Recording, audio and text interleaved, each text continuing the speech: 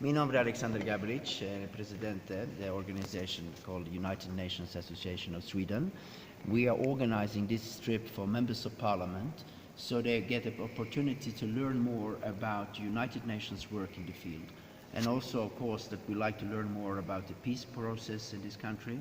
It's the first time we are visiting Latin America. We are doing these trips, field trips, once a year. We have been in several countries, and I'm also a former member of parliament myself.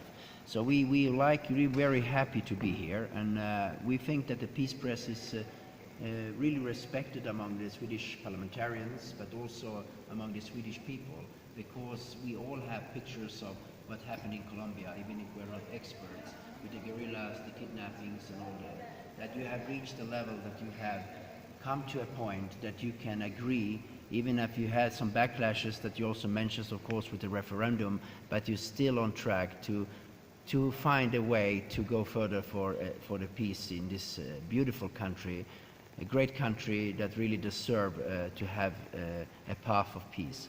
So I think this is really very positive. We have very impressive meeting both with the UN people, with the three-party mechanism that we were in Medellin yesterday and met, and we were really impressed and see how people that really have been enemies that are sitting on the same table and speak to each other.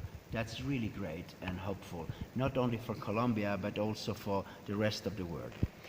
The question about Donald Trump, it's something that really is discussed everywhere, and I don't know if I have a really good answer. 45 days in his current position, I can just say that it's more questions and worries what will happen, not only for Colombia, but also for Sweden and other countries.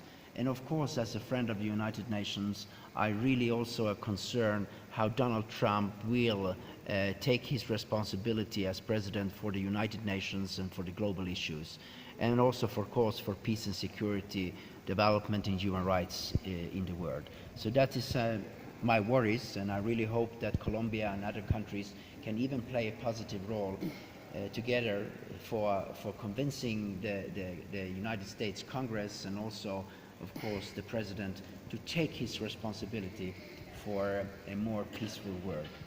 Thank you very much.